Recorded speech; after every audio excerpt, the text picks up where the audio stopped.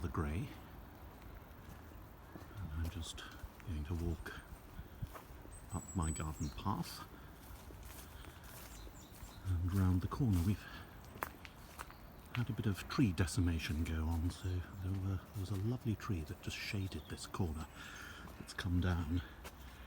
It came down in a storm this summer, so there's its replacement, not quite as shady. And here's the old studio.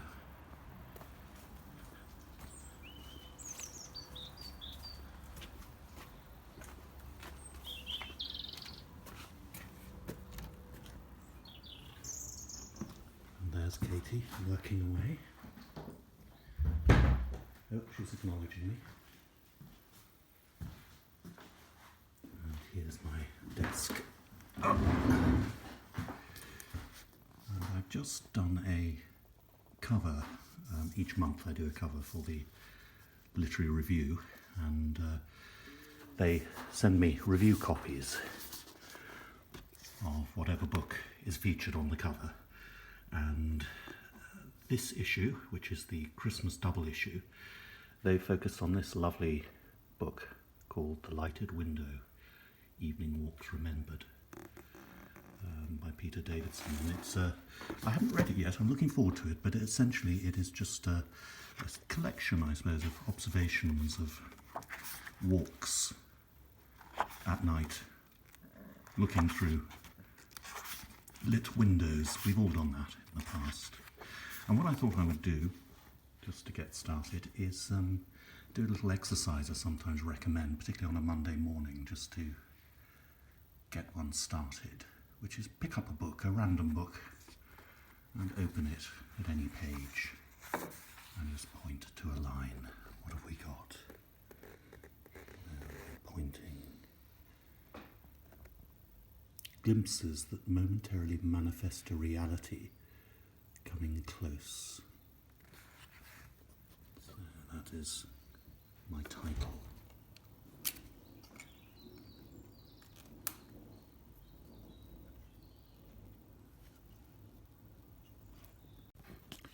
Glimpses that momentarily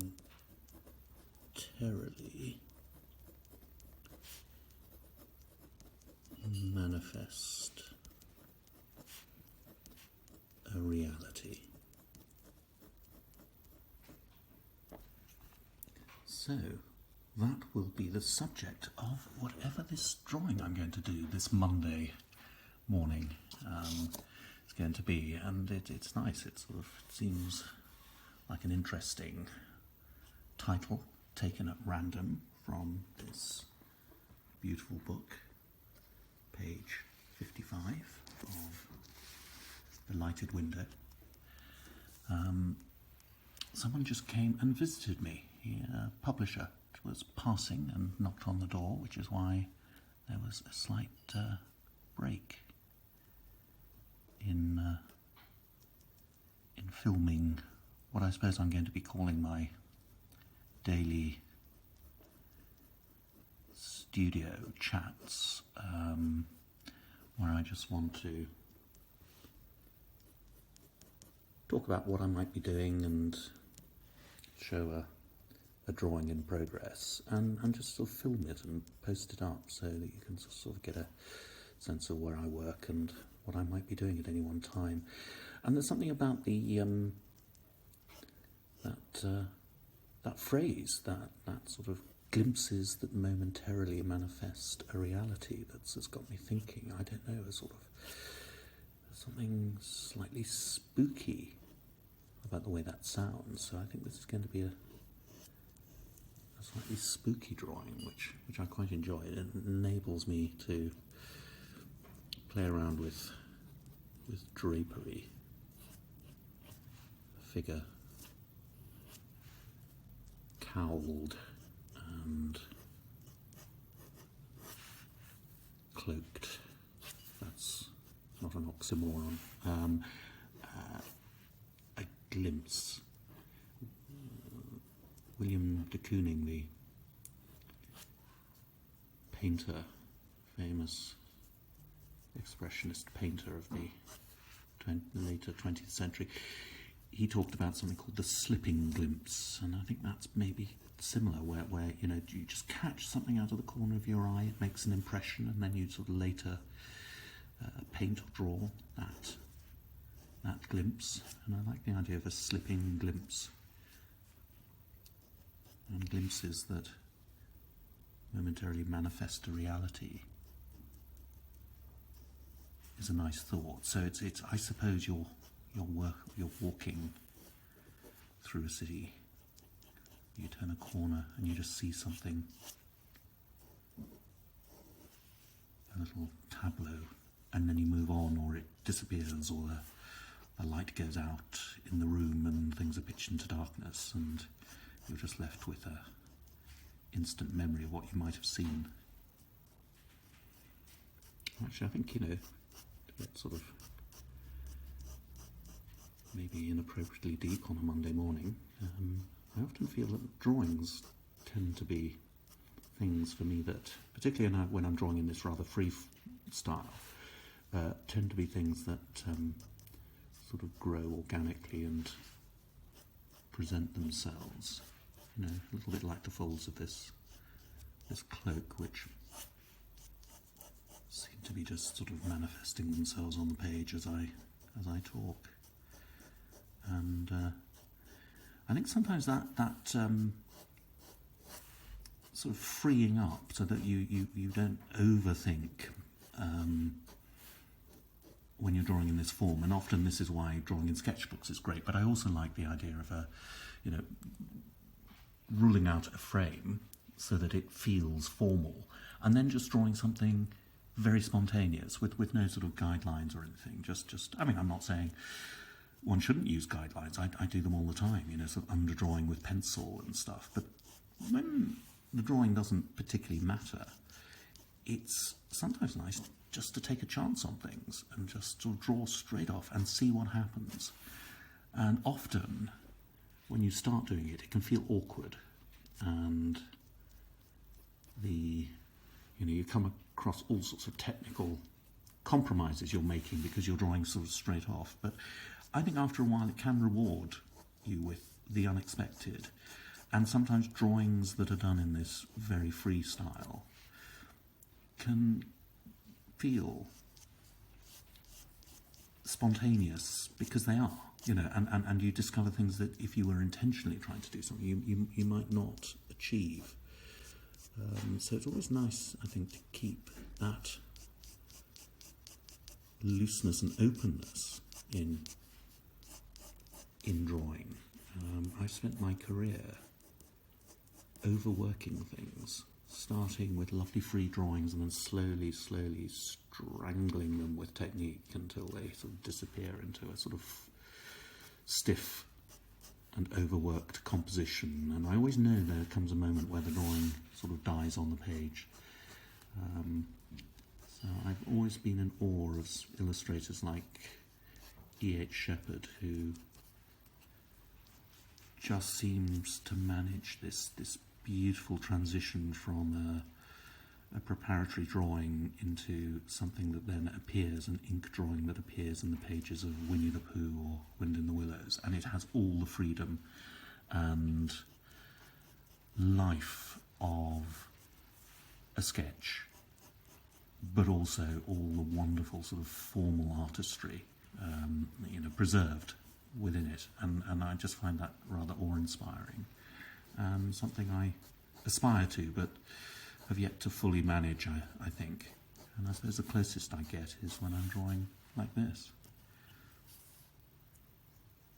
I'm going to do one of my see-through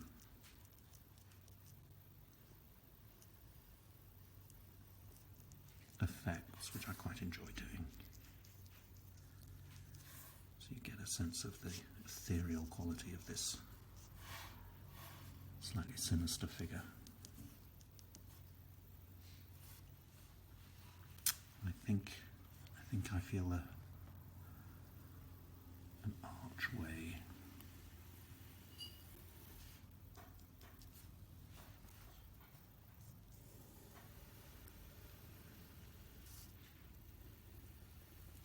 I'm drawing with a this pen. It's a Pilot G-Tech C4, and I like it because it's a very fine line. I really enjoy drawing with dip pen and ink, but this is a nice alternative. Gives you for line work and for shading. I mean, I quite enjoy the way that this has a nice sort of fine line to it. In fact, a 0.4 line.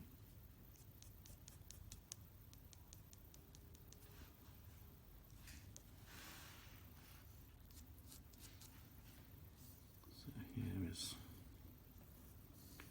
maybe a stone arch in some back street somewhere.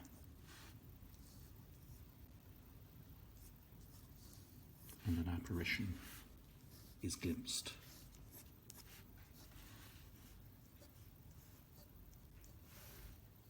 It's December, Christmas is drawing near. Maybe this is the ghost of Christmas yet to come.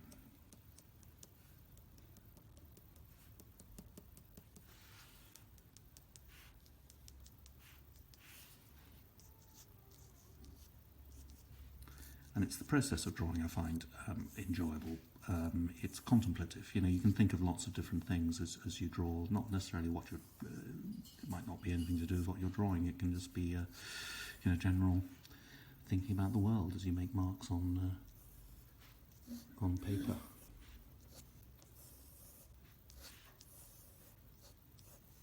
And it really helps, I think, if you're sharing a studio with someone who's like silent and doesn't talk back and just remains completely sort of, you know, as if they're not really there. That's a very, very good studio companion to have. In fact, actually, I usually forbid Katie from speaking at all, if possible. No, she's refusing to be provoked. Look at that. I don't want to disturb the master, do I? You see, it's that sort of comment that I get all the time. It's why I try and insist she doesn't speak to me.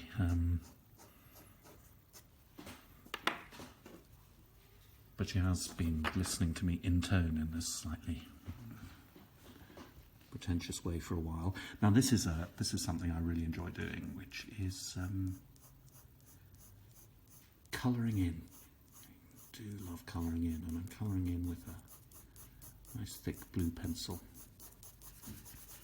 It just reminds me, I suppose, of the old days of two-colour printing. You know, black would be one colour, and then there'd be another colour plate that would be a sort of, you know, tonal, maybe a blue or a grey, or and it would just add another element to the look of the illustration in a book. And the other thing about, yes, let's add a little bit of texture into the stonework.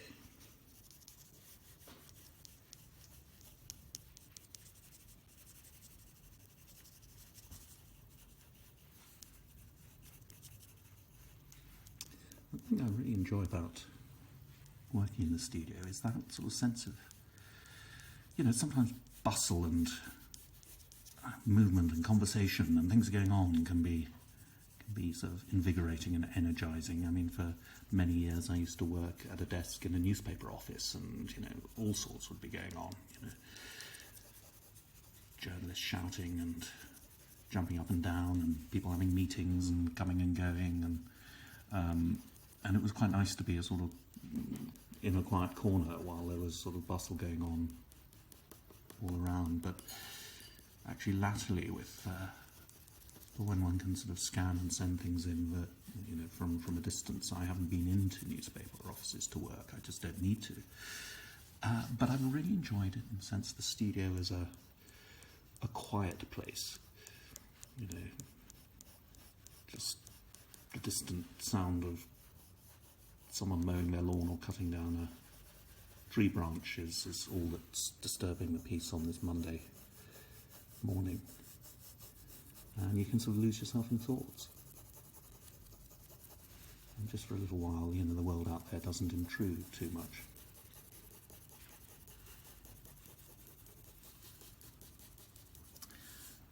And yes, put a little bit of texture there. A sense of a swirling mist. And then, with the blue pencil, you can suggest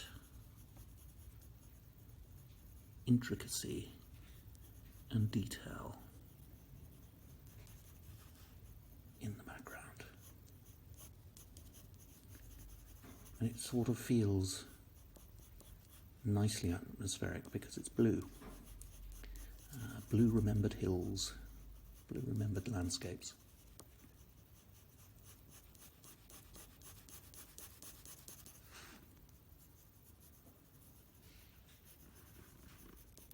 So I'm just sort of filming this.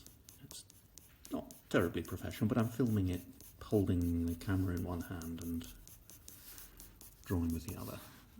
But the reason I quite enjoy doing this, rather than sort of putting the phone on a tripod, is that it sort of means that I can sort of move closer. I've got more control, I think, in what I can show.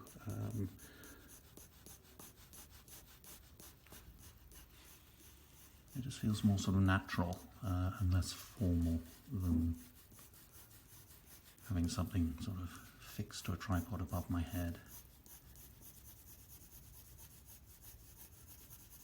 And plus, I'm technically incompetent, so that doesn't help.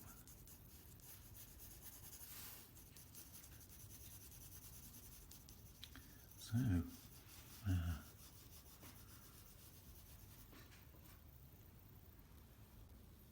glimpses that momentarily manifest a reality. A little drawing and chat to start the day.